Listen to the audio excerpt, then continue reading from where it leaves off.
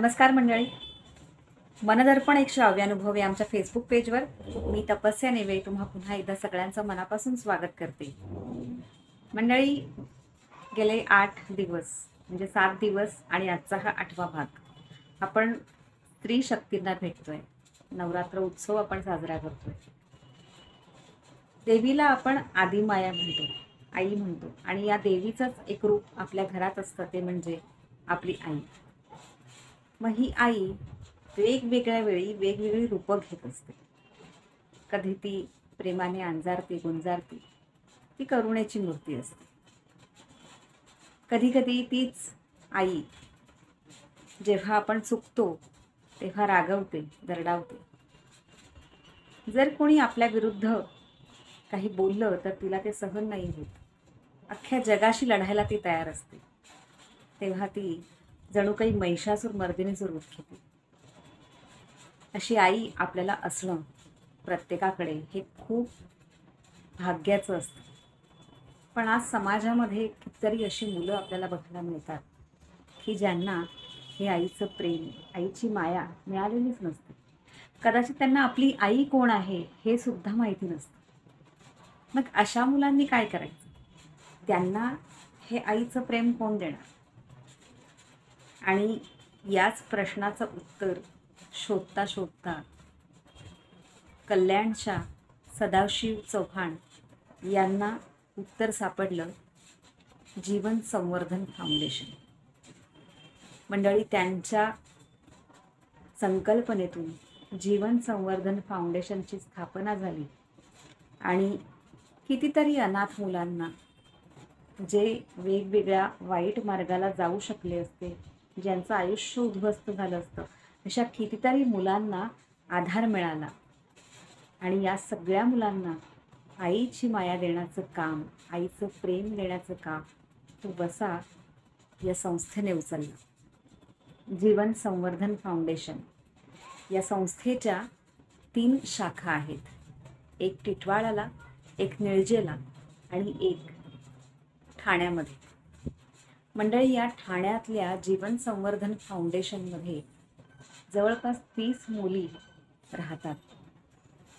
आणि या मुलींवरती अगदी आईप्रमाणे मायेची पाखरण घालणाऱ्या डॉक्टर जयश्री कुलकर्णी यांना आज आपण भेटणार आहोत. याच आहेत आपल्या पाहुणे, ज्यांच्याशी आपण संवाद साधणार आहोत. त्यापूर्वी मला इथे सांगायला खूप आनंद होतोय की आम्ही हा जो मुलाखतीचा कार्यक्रम इथे घ्यायला आलो, आता या गेले 7-8 दिवस तुम्ही बघताय आम्ही वेगवेगळ्या लोकांशी, स्त्रियांशी संवाद साधला. तर ह्या मुलाखत घेताना आज आम्ही इथे आलो आहे जीवन संवर्धन फाउंडेशनमध्ये. आणि खूप उत्साहाचं वातावरण आहे, कारण नवरात्र उत्सव आहे, देवीचा उत्सव आहे. आणि इथे तर या इतक्या चिमुरड्या देवी आहेत, या ज्या कुमारिका आहेत, त्यांचं इथे पूजन केलं गेलं, भोंडला खेळला गेला. चरणी चातुल्या, चरणी जयसोंडे, हातपाय खणखणीत गोंडे, एक एक गोंडा विसाचा, सारा नांगर नेसाचा, नांगर नेसायचा, नेसाग नेसा वाहुल्यानो, 2.5 वर्ष पावल्यानो, 1 लिंब जेलू बाई 2 लिंब जेलू. आणि हे जे आपले संस्कार आहेत हे या मुलींपर्यंत दिले जात आहेत. ही खूप मोठी आनंदाची गोष्ट आहे. आज आपण बघतो की जेव्हा एका कुटुंबामध्ये आई वडील दोघंही नोकरी करणारे असतात तर त्यावेळेस ते आपल्या मुलांना वेळ देऊ शकत नाहीत. पण इथे ह्या ज्या काही भगिनी आहेत आपल्या, ह्या आपला सगळा व्याप सांभाळून काही 4 आनंदाचे क्षण या मुलींसाठी देत आहेत आणि त्यांच्यावर खूप मनापासून प्रेम करत आहेत. आणि त्या मुलीही एखाद्या हक्काच्या आईप्रमाणे, ताईप्रमाणे त्यांच्यावरती माया करत आहेत. आणि यांच्यातल्याच आईला आपण भेटणार आहोत, डॉक्टर जयश्री कुलकर्णी यांना. डॉक्टर जयश्री कुलकर्णी या गेली 35 वर्ष शिक्षण क्षेत्रामध्ये कार्यरत होते. त्यांनी विद्यार्थी दशेपासूनच सामाजिक क्षेत्रामध्ये त्यांनी कार्य करायला सुरुवात केली. म्हणजे अखिल भारतीय विद्यार्थी परिषदेच्या त्या सचिव म्हणून काम बघत होते. सामाजिक काम हे फावल्या वेळात करायचं काम नसून बांधिलकीतून सातत्याने करण्याचं काम आहे. हा महत्त्वाचा संस्कार त्यांना परिषदेतनं मिळाला आणि तोच त्या जपतायत. NKT कॉलेजमध्ये देखील त्यांनी काही वर्ष प्राचार्य म्हणून नोकरी केली, प्राध्यापिका म्हणून नोकरी केलेली आहे. आणि कल्याण येथील बालक मंदिर संस्थेची कार्यकारिणी सदस्य आणि सचिव म्हणून देखील त्यांनी जबाबदारी सांभाळलेली आहे. आणि आता सध्या त्या जीवन संवर्धन फाउंडेशनच्या ठाण्या येथील केंद्राच्या प्रमुख म्हणून जबाबदारी सांभाळत आहेत. मंडळी, इथे ह्यांचं काम काय आहे, कार्य काय आहे आणि ते किती मोठं आहे, याचा समाजामध्ये किती मोल आहे, हे त्यांच्याशी संवाद साधल्यानंतर आपल्याला कळेल. त्याविषयी मी अधिक काही बोलणार नाही. पण आज या निमित्ताने एकच सांगावंसं वाटतं आहे की गेले 7 दिवस आम्ही हा जो उपक्रम करतो आहे, त्याच्यात या आजच्या भागाने खूप खूप खूप म्हणजे खूप आपण एक म्हणतो ना की 4 चांद लागणार आहेत या. कारण यांचं कार्य हे समाजापर्यंत पोहोचवणं ही एक जबाबदारी आहे, एक नागरिक म्हणून, एक जबाबदार नागरिक म्हणून. आणि ती कुठेतरी पूर्ण करण्याचा आमच्या परीने आम्ही प्रयत्न करतो आहे. आणि तुम्हा सगळ्यांना विनंती आहे की हा एपिसोड बघितल्यानंतर ज्यांना ज्यांना शक्य असेल त्यांनी जीवन संवर्धन फाउंडेशनला भेट द्या. त्या मुलांना एक 4 प्रेमाचे शब्द हे देखील खूप पुरेसे असतात. यांच्यासाठी काय करू आणि काय नको असं आपल्याला तिथे गेल्यानंतर होतं. त्या मुलींचं प्रेम इतकं असतं की त्यांना खूप आनंद होतो असं कोणीतरी त्यांना भेटायला गेलं की. आणि जसं आज आम्ही इथे आलो त्याच्यानं त्यांना खूप आनंद झाला आहे. तर या सगळ्या चिमुकल्यांना भेटून जो आनंद आम्ही घेतला आहे तो तुम्ही देखील घ्यावा अशी मी तुम्हाला या निमित्ताने विनंती करते. आणि पुढची सूत्र मी नूतन बांदेकर यांच्याकडे देते, कारण त्या जयश्री कुलकर्णींशी संवाद साधणार आहेत. तर नमस्कार. नमस्कार जयश्री. नमस्कार. मनदर्पण एक श्राव्यानुभव या फेसबुक पेजवर आणि यूट्यूब चॅनेलवर नवरात्रोत्सव सुरू आहे आणि स्त्री शक्तीचा जागर आपण करतोय. तर आज पहिल्यांदा तुम्हाला नवरात्रोत्सवाच्या भरभरून शुभेच्छा. आणि हे गेले काही दिवस जे आपण वेगवेगळ्या व्यक्तिमत्वांना भेटतो आहोत, तर त्यांचं कार्य आणि त्यांच्याकडून आपण प्रेरणा घेण्यासारखं त्यांचं व्यक्तिमत्व म्हणजे एकंदरीतच त्यांचा प्रवास हा आपण बघतो आणि त्यातून ऊर्जा घेत आहोत. खरं तर दसऱ्याच्या निमित्ताने स्त्री शक्तीचा जागर करणं याचाच अर्थ हा आहे की समाजात वेगवेगळ्या क्षेत्रात अशा व्यक्ती, अशा महिला काम करतायत ज्या आमच्यापर्यंत पोहोचल्याच नाही, म्हणजे आम्हाला माहितीच नाही, त्यांचं कार्य आम्हाला माहिती नाही. आणि जेव्हा ते कळतं त्यावेळेला आपल्याला वाटतं की खरंच म्हणजे ही ऊर्जा त्यांच्याकडून आपणही थोडीफार घ्यावी, आपणही आपल्या क्षेत्रात काम करावं. कारण समाजात आज खूप म्हणजे काम करण्यासाठी खूप जागा आहेत थोडक्यात सांगायचं म्हणजे, पण काम करणाऱ्या लोकांची कमतरता. जे प्रामाणिकपणे असे काम करत आहेत, वेगवेगळी क्षेत्र आहेत. तर तसंच आज आपण एक व्यक्तिमत्व उलगडणार आहोत, त्यांना भेटणार आहोत. ते आपल्या जयश्री ताई आहेत. तर नमस्कार पुन्हा एकदा. आणि मला तुमच्याविषयी जाणून घ्यायला आवडेल की तुम्ही जे हे म्हणजे आता जीवन संवर्धन मध्ये आपण बसलो आहोत, अर्थातच तुम्हाला लक्षात आलं असेल की जीवन संवर्धन फाउंडेशन असं नाव आपल्या स्क्रीनवर येत असेल. तर हा जो प्रवास आहे किंवा जीवन संवर्धन ही जी फाउंडेशन आहे त्याच्याबद्दल आम्हाला तुमच्याकडून माहिती म्हणजे कसं चालतं, हे कुणासाठी आहे वगैरे, म्हणजे त्याच्याबद्दल आमच्या प्रेक्षकांना सांगा, आम्हालाही सांगा. सर्वप्रथम मी धन्यवाद देते की तुम्ही एक आवर्जून इथे आलात आणि आमच्या कामाला समजावून घेण्यासाठी मुद्दामून वेळात वेळ काढून नवरात्रीच्या दिवसांमध्ये आला, तर मी खरोखरच म्हणजे धन्यवाद देत नाही, पण मला खरंच खूप छान वाटतं आहे. जीवन संवर्धन फाउंडेशन ही संस्था 2010 साली सुरू केली. सदाशिव चव्हाण म्हणून ते कल्याणमध्ये राहतात, त्यांनी ही संस्था सुरू केली. आणि त्यांच्या मनामध्ये असं आलं की जे रस्त्यावरती राहणारी मुलं आहेत, विशेषतः आपण मुंबईमध्ये पाहतो की प्लॅटफॉर्मवरती राहणारी मुलं आहेत किंवा आपण पुलाच्या खाली सिग्नलला अशी मुलं आपल्याला दिसतात. आणि आपण त्यांना बघतो, आपल्याला अत्यंत वाईट वाटतं, हळहळ व्यक्त करतो, किंवा कधीतरी कोणी आपल्याजवळ आलं तर आपण त्याला काहीतरी खाऊचा पुडा वगैरे देतो आणि आपली जबाबदारी संपली असं आपल्याला वाटतं. पण सदाशिव चव्हाण ही व्यक्ती अशी आहे की त्यांनी त्याच्या पलीकडे जाऊन असा विचार केला की ही मुलं कुठून येतात आणि ही किती दिवस असं मागत राहणार, आणि इतकी छोटी छोटी मुलं आहेत तर यांचं काय भविष्य. आणि मग त्याच्या दृष्टीने त्यांनी तो सगळा सर्व्हे केला, त्याचा अभ्यास केला. म्हणजे ते असं सांगतात की मी अक्षरशः नोकरीवरनं आलो की 12 ते 7 रात्री, म्हणजे रात्री 12 ते पहाटे 7 पर्यंत मी ह्या मुलांमध्ये थांबायचो प्लॅटफॉर्मवरती वगैरे. आणि यांचं कारण ती मुलं भेटण्याचा तोच एक काळ असायचा. आणि त्यांना ऑब्झर्व करायचे की ही मुलं खातात काय, पितात काय, यांची लाईफस्टाईल काय आहे, यांचे आईवडील काय करतात. आणि मग जे वास्तव त्यांच्या डोळ्यासमोर आलं की ही पूर्णतः ज्याला आपण म्हणू की गुन्हेगारी स्वरूपाच्या याच्यामध्ये जाळ्यामध्ये अडकू शकतात किंवा अडकलेली आहेत अशी ही मुलं आहेत. कारण लहान आहेत त्यामुळे ते स्वाभाविकपणे कोणी त्यांचा वापर करून घेतं. जे ड्रग रॅकेट मुंबईत चालतं ते सगळं या मुलांच्या मदतीने चालतं, कारण हे सेफ आहे.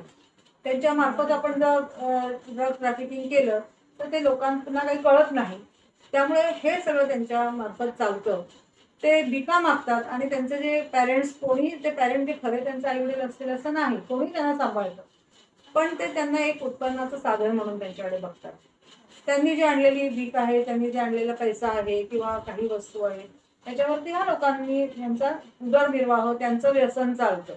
खरं म्हणजे हे लोक व्यसनी असतात. आणि एक ह्या मुलांना, म्हणजे छोटी जी मुलं आहेत रस्त्यावर राहणारी, त्यांना सुद्धा व्यसन लावली जातात की जेणेकरून ते पण त्यांनी आपलं सांगितलेलं काम ऐकावं, कुठे बोलू नये, आणि याच्यासाठी त्यांना पण व्यसन, मग कुठलीही व्यसन करतात ते, की टर्पेंटाईन ते होणं आहे किंवा आयोडेक्स ब्रेडला लावून खाणं आहे, अशांसारखी भयानक जी व्यसन, अजूनही काही त्याचे गोष्टी आहेत ते खरं म्हणजे चव्हाण सर अजून चांगलं सांगू शकतील. पण हे सगळं ही मुलं करतात आणि एक त्यांचं लैंगिक शोषण होतं.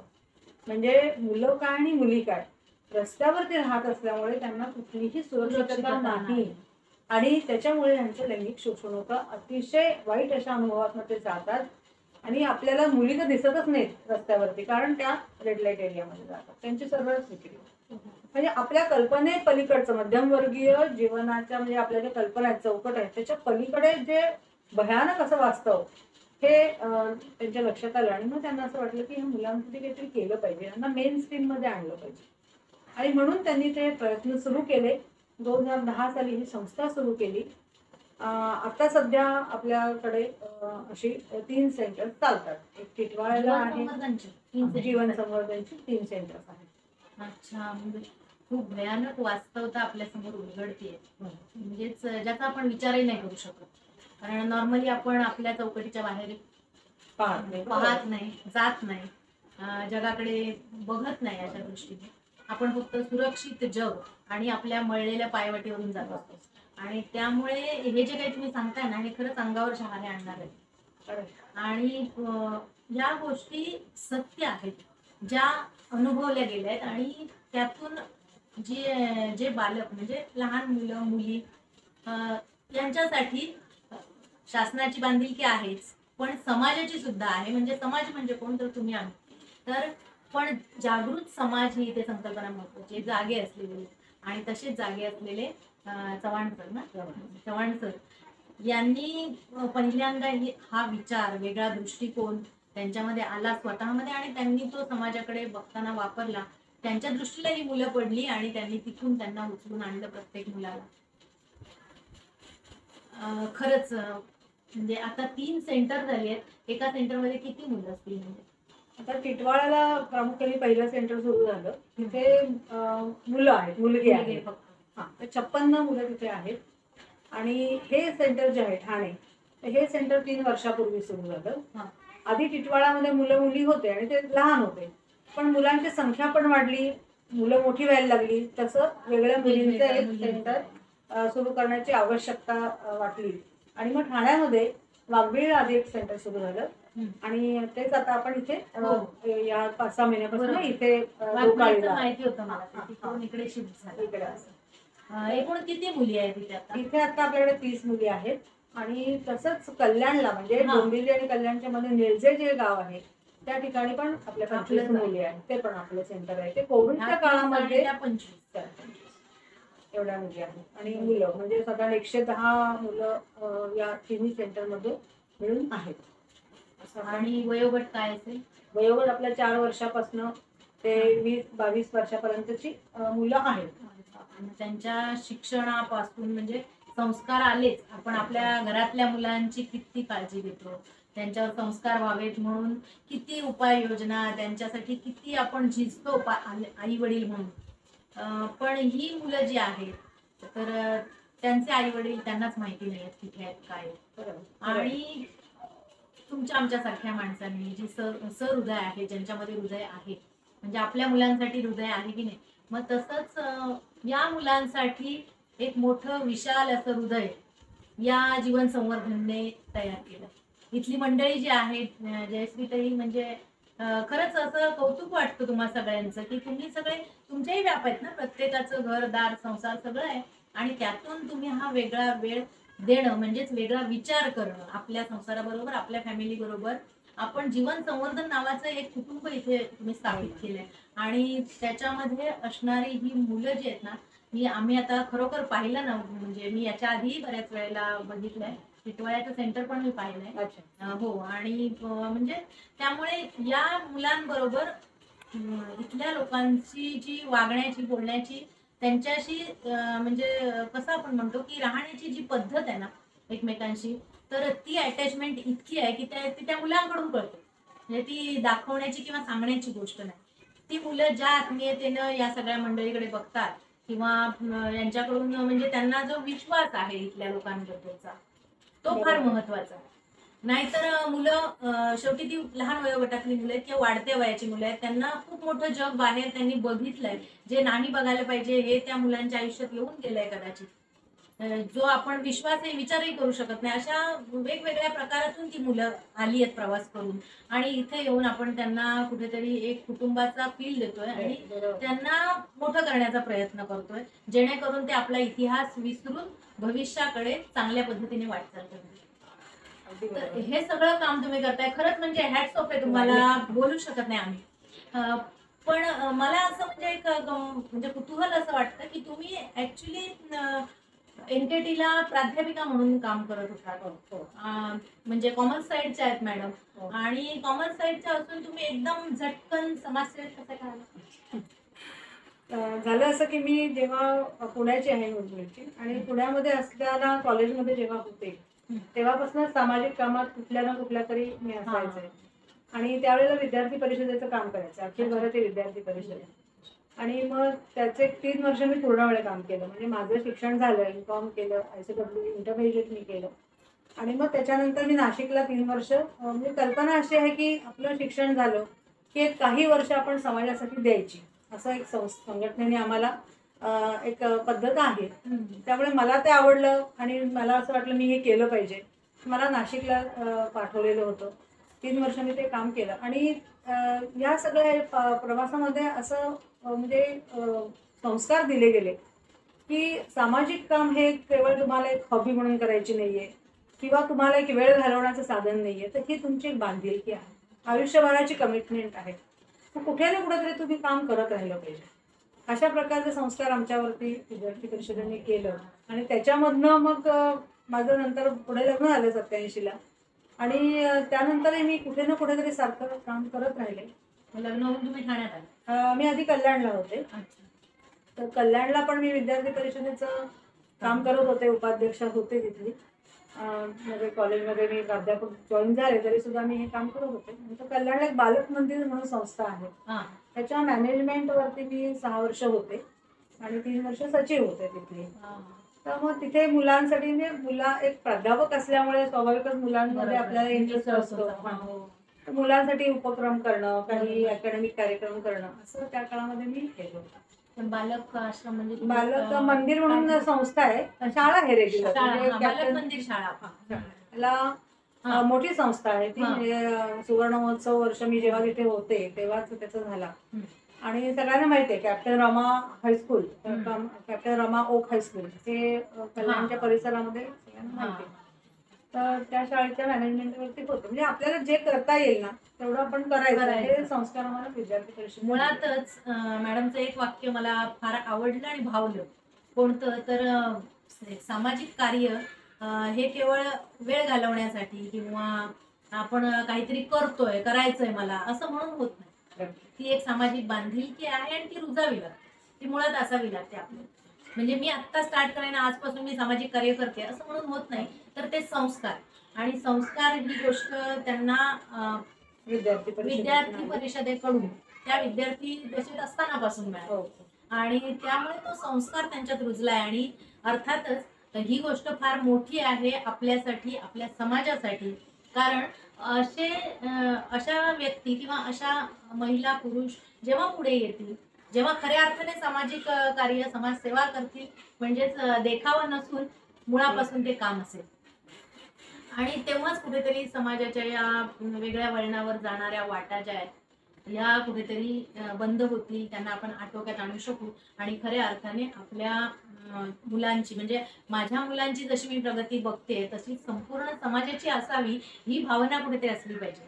अर्थातच प्राध्यापिका म्हणून त्या आत्ताच सेवानिवृत्त झाल्यात या वर्षी, पण प्राध्यापिका असतानापासून त्यांनी, म्हणजे विद्यार्थी दशेपासूनच ही समाजसेवा आली आहे. आणि आता मात्र हे वेगळंच काम, खूप मोठ्या प्रमाणावरचं आणि खूप महत्वाचं जे समाजाच्या दृष्टीने आहे. तर हे काम करत असताना म्हणजे तुम्ही हा व्याप सांभाळताय. आता 3 ठिकाणी आपली सेंटर्स आहेत, मुलांचे टिटवाळ्याला आणि मुलींची 2 सेंटर्स. तर इथे वेगवेगळ्या प्रकारातून मुली येतात, तुम्ही सांगितलं आम्हाला.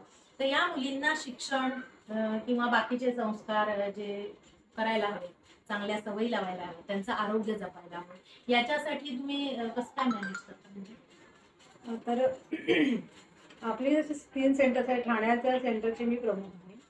तर इथे ज्या विद्यार्थिनी येतात, मुली येतात, तर त्यांचं भरण पोषण, त्यांचा आहार व्यवस्थित असावा, त्यांना सगळ्या प्रकारचे अन्न घटक त्यांना मिळाले पाहिजे, ही एक आमची जबाबदारी आहे. शिक्षण ही एक जबाबदारी आहे. त्यांचं आरोग्य चांगलं असलं पाहिजे, की त्यांना कसं होतं, येतात तेव्हा त्यांना जास्त करून स्किन डिसीजेस असतात आणि त्यांचं वेट कमी असतं. त्यांना खाण्यापिण्याच्या सवयी त्यांच्या फार वेगळ्या, कारण त्यांनी वडापाव आणि समोसाच्या पलीकडे जास्त काही खाल्लेलं नसतं.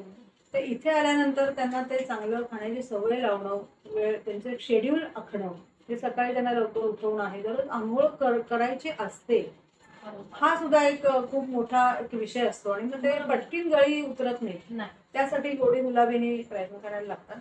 आणि त्याच्यानंतर त्यांना आम्ही शाळेमध्ये तर महानगरपालिकेच्या शक्यतो घालतो, समोर आहे महानगरपालिकेच्या शाळेत घालतो, किंवा मग जवळपास आम्हाला जी मिळेल त्या शाळेमध्ये, की वॉकेबल डिस्टन्स. आणि बाकी त्यांना आम्ही पर्सनॅलिटी डेव्हलपमेंट, त्यांचा व्यक्तिमत्व विकासाच्या दृष्टीने सुद्धा आम्ही प्रयत्न करतो. म्हणजे आता आपण इथे 3 टीचर्स नेमलेले, एक अभ्यासासाठी एक टीचर आहे, एक त्यांना डान्स शिकवणारी टीचर आहे, आणि एक त्यांना क्राफ्ट आणि ड्रॉइंग शिकवणारी आहे. म्हणजे हे पेड टीचर्स आहेत. अर्थात आपल्याला एक दुसरी संस्था आहे, ते त्यांचं सर्व जे काही सॅलरी वगैरे आहे ते सर्व ते पे करतात. आर्थिक भार खूप आहे. पण आपण त्या मुलींना, जेणेकरून त्या मुलींना त्यांचे जे सुप्त कलागुण आहेत, आणि कसं असतं की ज्या वातावरणातून त्या आल्या तर त्यांना एक सुडिंग मिळालं पाहिजे. आणि हे जे डान्स आहे किंवा क्राफ्ट आहे, ह्याच्यामधनं त्यांना क्रिएटिव्हिटी जेव्हा ते करतात ना, तेव्हा आपोआपच त्यांच्या मनाला एक शांतता मिळते आणि त्या सेटल होतात व्यवस्थित. असा एक आमचा त्याच्यामधनं प्रयत्न असतो. आणि मग बाकी त्यांना बाहेर घेऊन जाणं आहे, त्यांना बाहेरचं सगळं जग दाखवणं आहे, चांगले सिनेमे दाखवणं आहे, हे सुद्धा आम्ही करतो. म्हणजे युट्यूबवरती जे चांगले सिनेमे असतात ते त्यांना आवर्जून दाखवतो. म्हणजे आपल्या मुलासाठी आपण जे जे काही करू ना, आणि खरं आपोआपच होतं, म्हणजे ते काही विशेष नाही, आपण इथे स्वाभाविकपणे राहायला लागलो की आपल्याला अरे आपण केलं पाहिजे. आणि असे इथे या ठिकाणी आम्ही करतो सगळं. म्हणजे हे दुसऱ्याचं कार्य नाही, कार्य आपलंच आहे असं जेव्हा त्याच्यात सहभाग घेतला जातो ना, तेव्हा हे होतं. नाहीतर मग कसं दुसऱ्याला म्हणजे दाखवणं हे करायला हवंय, असं म्हणण्यापेक्षा त्याची सुरुवातच कुठेतरी आपल्यापासून होते आणि हे फार महत्वाचं आहे. आणि म्हणून तुम्ही ते करू शकताय कारण तुम्ही इथे स्वतः मनापासून आलेला आहात आणि मनापासून म्हणजे ते संस्कारच तुम्हाला तिकडे घेऊन आले आणि तुम्ही त्या मुलांना जाणताय खरं म्हणजे नाही का. मुलं ती आल्यानंतर त्यांचा अभ्यास आहे तुमचा की त्या मुलांना काय हवं, त्या मुलांना कशाची गरज आहे हे जेव्हा आपल्याला कळेल तेव्हा आपण देऊ शकतो. नाहीतर आपल्याकडे आपल्या मुलांसाठी खूप आहे पण आपल्याला देता नाही येत होते, इच्छा असूनही देता नाही येते का तर आपण ह्या मुलांना समजून घेण्यातच कमी करतो. म्हणजे अजून आपला जेवढा अवेअरनेस असायला हवा म्हणजे सर्वसामान्य माणसांच्या बाबतीत तर सर्वसामान्य माणसांना अजून हे काहीतरी वेगळं चाललंय किंवा ही असंही असू शकतं हा विचारच अजून येत नाही. आणि जोपर्यंत हा विचार येत नाही तोपर्यंत समाजात अशी मुलं सापडत राहणार आणि त्या मुलांना घर जर कुठे मिळायला हवं तर ते घर म्हणजे जीवनसाथी असं झालं.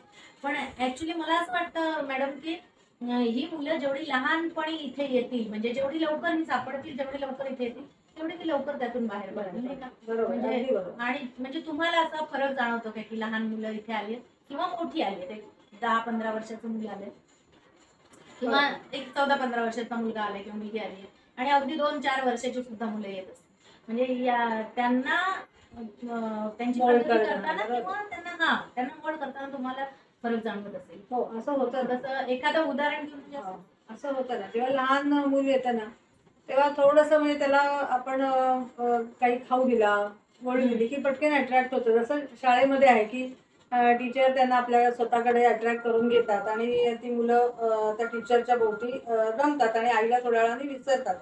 तशा प्रकारचं एक इथे पण होतं की मुलं पटकन इथे मिसळून जातात. म्हणजे आता आपल्याकडे लहान 3 मुली आल्या आणि त्या प्लॅटफॉर्म ठाण्याच्या प्लॅटफॉर्म नंबर 10 वरती त्यांचे आई वडील म्हणजे जे कोण असतील ते राहत होते. मग त्या मुली आल्यावरती त्या आल्यावरती रात्रभर रडतच होते आणि त्यांनी एका सुरात रडायच्या एका सुरात. त्यांनी एक असं आपलं स्ट्रॅटेजी म्हणून तसं आखलं होतं की आपण एकदम रडलं ना की मग आपल्याकडे लक्ष जाणारच आणि आम्हाला घरी जायचं. पण मग त्यांना आम्ही दुसऱ्या दिवशी आम्हाला टिटवाळ्याला आम्ही त्यांना पिकनिकला घेऊन गेलो आणि तिथे घसरगुंड्या झोपाळे मग तिथे गायी आहेत. मग ते सगळं बघता बघता त्या मुलींना असं वाटायला लागलं की हा इथे काहीतरी आपल्याला छान आहे बरं का. आणि मग त्या खूप लवकर रुळल्या. त्या मानाने मोठी मुलं झाली की काय होतात की त्यांना पहिल्यांदा त्यांना थोडंसं कसं असतं की त्यांचे अनुभव खूप वेगळे असतात. प्लॅटफॉर्मवरती जेव्हा ते राहत असतात तेव्हा त्यांनी इतके विलक्षण अनुभव घेतलेले असतात की आपण त्याचे म्हणजे उच्चारही करू शकत नाही. आणि जेव्हा मग ते त्यांना आपण म्हणजे हे जे आता व्हॉलंटियर मी तशी गेलेली नाहीये पण जे व्हॉलंटियर्स जे असतात ते जे मुलांना घेऊन येतात ते असं सांगतात की तुम्ही मुलाला त्याच्याशी मैत्री करायला जा किंवा त्याच्याशी बोलायला जा आधी तो थांबणारच नाही तुमच्याजवळ. कारण त्याला असं वाटणार की हा आपलं काहीतरी एक्सप्लॉयटेशन करायलाच आलेला आहे. मग तो खरी माहिती देणार नाही.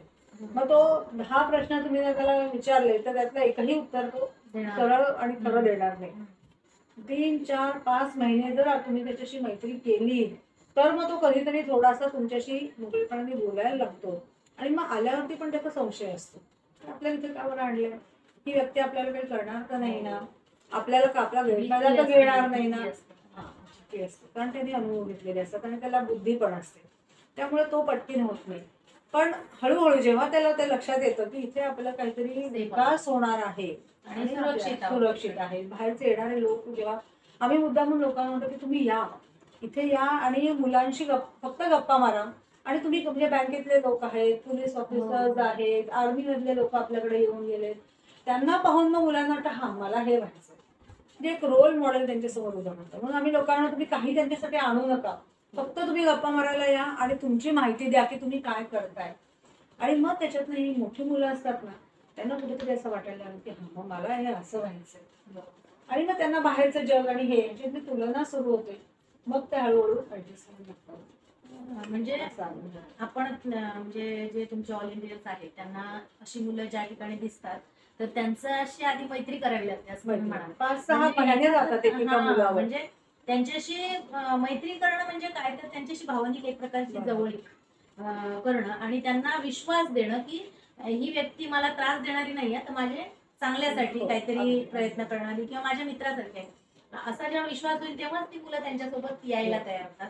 आणि आल्यानंतर इथलं वातावरण बघून सुद्धा म्हणजे एक मनात त्यांच्या इतकी भीती, इतक्या शंका असतात हो. की प्रत्येक गोष्टीकडे त्या बघण्याची दृष्टीच त्यांची तशी असते की संशयाची. संशयाची असते.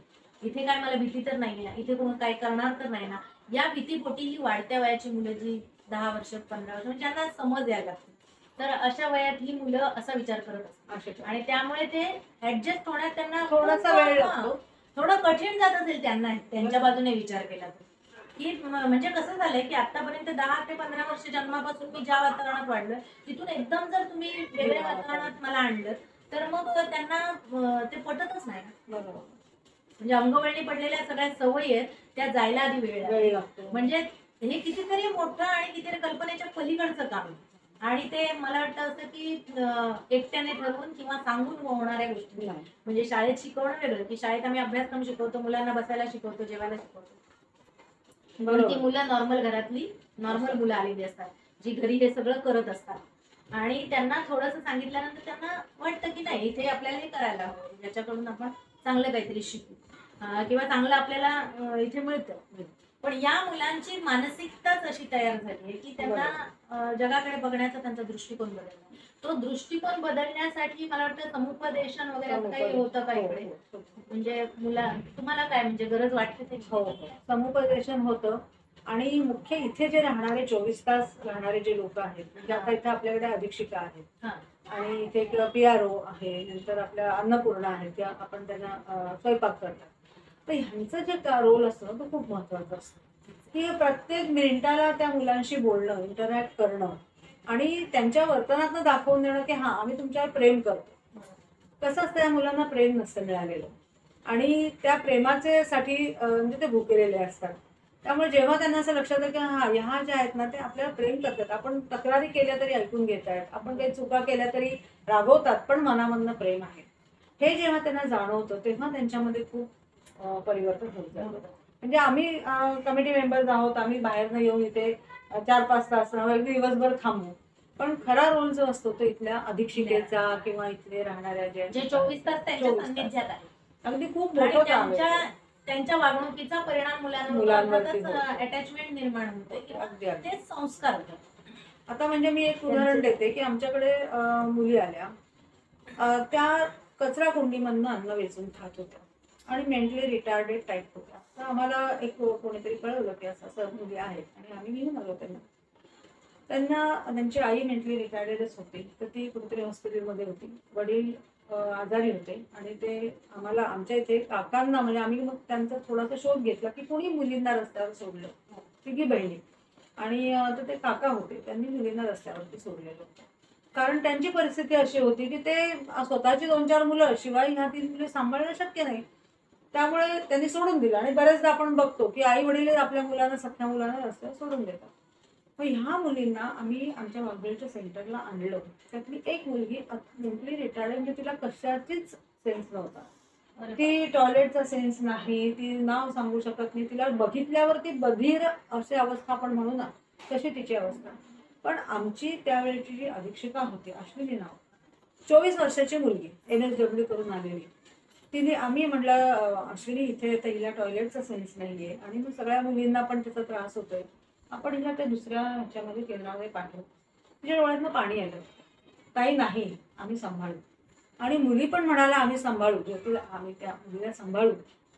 आणि बाकीच्या मुलींनी सुद्धा तिला हळूहळू ट्रेनिंग दिलं कसं टॉयलेटला जायचं आणि भात वरण कसं खायचं, तिला खायचं कळत नव्हतं, काहीच कळत नव्हतं. मेंटली रिटार्डेडच, काही बोलायला तिला समजत नव्हतं. आणि हॅट्स ऑफ त्या अश्विनीला की तिने सांगितलं की नाही ताई आम्ही सांभाळणार, तुम्ही तिला इथेच ठेवा. आणि आता ती मुलगी तुम्ही जर पाहिली तर तुम्हाला ओळखणार नाही. ती एवढी हसते, बोलते, नाव सांगते. तिने मागच्या डान्स कॉम्पिटिशन होती, तिला तो हातपाय हलवते, हलवले, त्याचा आनंद घेतला आणि चेहऱ्यावरती आनंद. म्हणजे इतकं ट्रान्सफॉर्मेशन कोण करू शकतं ते इथे राहणारी लोक. तर हा जो भाग आहे ना ही सहृदयता असते खरं म्हणजे प्रत्येकाच्या मनामध्ये, पण ती थोडंसं आपल्याला त्याला एक आपण म्हणतो ना थोडंसं खरवडून असं बाहेर काढलं की ते निघतं किंवा ते आपोआपच त्यांच्या खरवडून म्हणण्यापेक्षा कसं माहितीये का, आपण एक आपल्या भोवती असं जग तयार केलेलं असतं, सेफ झोन असतो आपला आणि त्या सेफ झोन मध्ये आपण वावरत असतो. आणि त्यामुळे अशा काही गोष्टी असतात किंवा असं काही केलं गेलं पाहिजे, आपल्याकडून व्हायला पाहिजे, हे म्हणजे हे आपल्या मनाला कधी कळतच नाही, म्हणजे आपण विचारच करत नाही. पण जेव्हा ही आता MSW करून आलेली मुलगी तुम्ही म्हणताय अश्विनी, तर तिच्याविषयी म्हणजे खरंच कौतुक आहे की या वयात तिला इतका अगदी सेन्स, अगदी इतकं आणि त्या मुलांबद्दलची आत्मीयता ही का निर्माण झाली, तर मला वाटतं तिच्या ठाई सुद्धा म्हणजे तिच्या आतमध्ये सुद्धा कुठेतरी जो माणूस आहे किंवा जे माया आहे ती संस्कारित म्हणजे लहानपणापासूनच ती स्वभावाने अशी अशा असेल, प्रकारचे असणार, त्यामुळे तिने हळवी MSW असेल. केलं. हा, आणि आणि इथे पण MSW म्हणजे नुसतं समाजकार्य करण्यासाठी नाही, तर प्रत्यक्ष ती काम करते आणि अशा मुलीला सांभाळते मी, हा किती मोठा कॉन्फिडन्स खूप आहे. खूप खूप म्हणजे आम्ही तिच्याकडनं शिकलो. नाही सांभाळू म्हणजे शकत. मध्ये माझी आता स्थिती अशी आहे की मी शिकते ते दररोज काहीतरी. हा, कारण मी संस्थेचं काम केलं नव्हतं, मी असा अनुभव कधी घेतला नव्हता. मला सदाशिवरावांनी विचारलं की ताई तुम्ही करणार का, इथे मुली आहेत? तर म्हणलं नक्की, मुलींचं सेंटर असेल तर मी करेन, आणि मला इथे ठाण्यातल्या ठाण्यात कॉलेज सांभाळून सुद्धा मी 2 व्हीलरवरती येऊ शकते. त्यामुळे मी सुरुवात केली. पण हे अशा प्रकारचं विश्व असतं हे मलाही माहिती नव्हतं, आणि मी पण ह्यातनं बऱ्याच गोष्टी शिकते. तर अजून एक मुलगी आहे, तर सतत चावते हो. आणि अतिशय संताप तिच्या मनामध्ये, अतिशय संताप. आणि ह्या मुलींनी सुद्धा ऐकल्याने अशा शिव्या ती देत असते. तर अशा वेळेला अशी जेव्हा एखादी समोर गोष्ट येते, तेव्हा आपण स्वाभाविकपणे विचार करतो की इतक्या छोट्या मुलीला, जी 3री-4थी मध्ये मुलगी आहे, तिला इतकं काय अनुभव आलेला आहे की जिच्या मनामध्ये एवढा संताप आहे. संताप आहे. आणि त्या संतापापोटी ती चावते आहे, मारते आहे इतरांना, तिच्या वस्तू हिसकावून घेते आहे, त्या फाडून फेकून देते आहे. तर ह्याच्या मागे जी सायकोलॉजी आहे, तर आपण पण विचार करायला लागतो की हीच का वेगळी आहे. बरोबर. मग हिच्यावरती काहीतरी वेगळा खूप वाईट असा प्रसंग आहे, म्हणजे हे आपण पण जाणायला लागतो. मग आम्ही समुपदेशन वगैरे असं हा. सगळे ट्रीटमेंट वगैरे असं सुरू केलं. पण हे जाणण्याची जी गरज आहे ती आम्हाला, म्हणजे माझ्यासारखीला सुद्धा, आता इतके वर्ष मी मुलांमध्ये काम करते, कॉलेजमध्ये सुद्धा, आणि कॉलेजमध्ये सुद्धा खूप प्रश्न असतात. आम्ही मुलांशी बोलतो, त्याच्यातनं लक्षात येतं किती किती काय काय. आजकाल तर खूप फॅमिली विभागलेल्या आहेत, आणि त्यामुळे अतिशय मुलांच्या मनावर परिणाम होतो. हे सगळं आम्ही पण म्हणजे मी एक शिक्षिका म्हणून मी हे अनुभवलेलं मला माहिती आहे. पण हे फार वेगळं जग आहे. तर ह्याच्यामुळे असं होतं की आपण खेचलं जातो इथे, हो. आणि आपण जर नाही केलं तर मग ह्या मुलींचं काय होईल, अशी एक हे असतं मनामध्ये, काळजी असते. काळजी असते. म्हणजे कसं झालंय ते की एक तुम्ही व्रत घेतल्यासारखं आहे. आणि म्हणजे समाजसेवेचं हे व्रतच आहे मुळात. पण हे एक अशा मुलांच्यात राहणं आणि त्या मुलांसाठी काम करणं ही मुळीच सोपी गोष्ट नाहीये ना. म्हणजे सगळंच आता जरी तुम्ही म्हणाल की इथे 24 तास राहणाऱ्या लोकांवर अवलंबून आहे, पण तुमच्यावर सुद्धा बऱ्याच गोष्टी अवलंबून आहेत की इथल्या सगळ्यांमध्ये समन्वय कसा राखायचा. इथले 24 तास राहणारी पण माणसंच आहेत ना. म्हणजे कधीतरी त्यांनाही राग येत असेल, कधीतरी त्यांनाही कंटाळा येत असेल, किंवा म्हणजे कधीतरी त्यांनाही अधिक काम पडतं, झोप नसेल किंवा अशा गोष्टी. मग त्यांचंही मानसिक संतुलन बिघडत असेल, आणि या मुलांना तर काही कळत नाहीये, त्यांचं मन समजून घेणं ही फार मोठी गोष्ट आहे. आणि या सगळ्यांचा समन्वय साधून हे सगळा गाडा पुढे नेणं हे कितीतरी मोठं चॅलेंजिंग काम आहे. आणि हे स्वतःला म्हणजे स्वतःच मेंटल आपलं काय म्हणतो आपण, मानसिक हे जे आहे स्थैर्य ते संतुलित ठेवून किंवा सांभाळून या सगळ्याकडे पुन्हा बघणं आणि हे सगळं करणं हे खरंच म्हणजे कल्पनेच्या पलीकडची गोष्ट आहे. आणि हे सगळं तुम्ही करत आहात. खरं तर तुम्हाला त्या मुलांच्या बाबतीत म्हटलं तर खरं तर संपूर्ण समाज तुमचा ऋणी आहे. आम्ही सगळे तुमचे ऋणी आहोत. कारण हो ना, कारण ह्या गोष्टी का घडतायत, समाजाच्या चुकीच्या दिशेमुळे घडतायत. समाजातल्या प्रत्येकाने जर असं जागं राहिलं की नाही, माझ्या समोर तरी किमान अशी घटना घडू नये, अशी मुलं असू नये, त्यांना आपण मार्ग दाखवावा, किंवा त्यांचं जर आपण विचारच करत नाही. स्टेशनवरची मुलं आम्हालाही दिसतात, ब्रिज खालची मुलं आम्हालाही दिसतात, बरोबर आहे की नाही, आपल्या अवतीभोवती असतात. मग त्यांना सुरळीत जीवन त्यांचं व्हावं याच्यासाठी प्रयत्न करणं तर लांबच आहे, पण आम्हाला त्यांच्याबद्दल असं विचारही येत नाही मनात. तर यामुळे अशी सेंटर्स निर्माण झाली आहे, नाही का, यांची गरज निर्माण झाली आहे. जर सगळ्यांनी अवेअरनेस ठेवला असता तर कदाचित प्रत्येक मुलाला कुठे ना कुठेतरी घर मिळालं असतं, किंवा त्याचा मार्ग असा वाकडा किंवा काटेरी झाला नसता. त्या काटेरी मार्गावरून त्या मुलांना आणून सुरक्षित ठिकाणी ठेवणं, त्यांची सुरक्षाच नव्हे त्यांचा विकास करणं. आणि असं काही एखादा मला अनुभव तुम्ही नक्कीच सांगणार आहात की अशा याच्यातून पुढे जाऊन यशस्वी झालेल्या मुली किंवा मुलं आणि प्रेक्षक हो, आपण खास करून नवरात्रोत्सवात मॅडमची मुलाखत याच्यासाठी घेतोय की त्या ज्या मुलींसाठी म्हणजे या संस्थेसाठी आता या काम हे आहेच मुलं मुली एकत्र, पण आपण ज्या आता वास्तूमध्ये आम्ही बसलो आहोत तर इथे 30 मुली एकत्र राहत आहेत, ज्या वेगवेगळ्या परिस्थितीतून येऊन इथे एकत्र एका कुटुंबासारखे आहेत आणि तुम्ही पाहत असाल किंवा व्हिडिओमध्ये तुम्हाला दिसेलच की आज त्यांचं कन्यापूजन झालं, जे आम्ही आमच्या घरात आमच्या मुलीचं केलं किंवा आणखीन धोंडा झाला आज. कुठेही नाही, पण या मुलींसाठी जे हे काही केलं जातंय, आता मॅडमनी जर सांगितलं की नृत्य आहे, हे सगळं त्या मुलींना फक्त विश्वास देण्यासाठी, आणि हे विश्वास दिल्यामुळे त्या मुली त्याच्यात रमतायत. अन्यथा त्या रमू शकल्या नसते. त्यांना विश्वास वाटतो की हे आमच्यासाठी हे आपण करायचंय आणि त्यातूनच त्या पुढे जातात. तर अशी यशस्वी गाथा आमच्या सगळ्यांना आम्हाला सांगा तुम्ही की मुलींनी बाबा यातून येऊन बाहेर पडून त्या नॉर्मल जीवनाला लागल्यात आणि छान काहीतरी केलं असं. आता म्हणजे इथे ज्या लोक सातत्याने येतात ना, त्यांना हे जाणवेल की 3 वर्षापूर्वी म्हणजे हे सेंटर सोडून 3 वर्ष झाली, पण टिटवाळ्याला सुद्धा 10 वर्ष, की काही दिवसापूर्वी ही मुलं कशी होती आणि आता कशी आहेत, तर त्यांच्या वर्तनामध्ये किती फरक पडलेला आहे, त्यांच्या दिसण्यामध्ये, त्यांच्या एकूण उंचीमध्ये, त्यांचं संपूर्ण जीवनशैली तर आहेच, पण त्यांच्या तब्येतीमध्ये फरक पडलेला आहे आणि नवीन स्किल्स त्यांनी घेतलेली आहेत. आता आपली टिटवाळ्याला 5 मुलं अशी आहेत की ते ऑटोमोबाईल इंजिनिअरिंगचा कोर्स करायला गेलेले आहेत आणि तो एक शॉर्ट कोर्स त्यांना दिलेला आहे आणि त्याच्यानंतर त्यांना स्वतःच्या पायावरती उभं राहण्यासाठी म्हणून तिकडे टाटा मोटर कंपनीशी बोलणं पण झालेलं आहे आणि त्यांना तिथे जॉब पण मिळणार आहे. आता ही मुलं आली ती अशी लहानपणापासून आपल्याकडे आली आणि त्याच्यानंतर आणि एक विशेष आहे की कुठे सिक्युरिटी, आपण इथे सुद्धा तुम्ही पाहाल की कुठे सिक्युरिटी नाहीये, कोणी एक वॉचमॅन बसवलेला आहे अशी स्थिती नाहीये.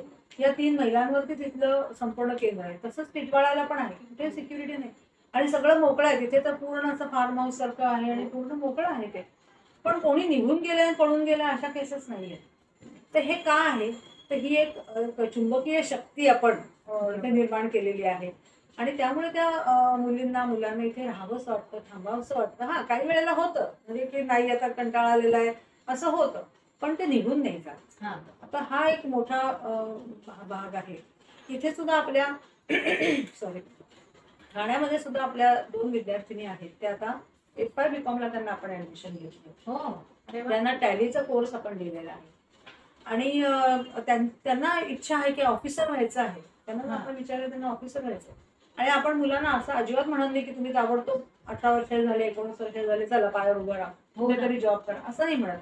तुमची कपॅसिटी आहे, तुम्हाला इंटरेस्ट आहे, तुमची इच्छा आहे शिकायची, तुम्ही नक्की तुम्हाला जेवढं हवं तेवढं शिका, ज्या पद्धतीचं हवं तेवढं शिका. आता 12वी सायन्सला एक मुलगी आपण घातलेली आहे कल्याणला, जे आपलं सेंटर आहे तिथे, तर तिला डॉक्टर व्हायचं आहे. तर 12वी सायन्सची फी आपल्याला भरपूर पडते आणि आपल्याला स्पॉन्सर पण मिळत आहेत त्याच्यासाठी. तिला डॉक्टर व्हायचं, आपण त्यासाठी प्रयत्न करणार. तर अशा प्रकारचं आपलं एक त्यांच्याकडे बघण्याचा दृष्टिकोन आहे की त्यांना जे शिकायचं ते त्यांना शिकू दे. 5 मुलांना आपण कीर्तनकार करण्याच्यासाठी ट्रेनिंग देतो की हा एक आपली खूप मोठी परंपरा आहे कीर्तनकाराची महाराष्ट्रामध्ये आणि एक आध्यात्मिक असं जीवनशैली किंवा त्याचा एक प्रसार होतो. तर हे आपण त्यांना घेतलेलं आहे.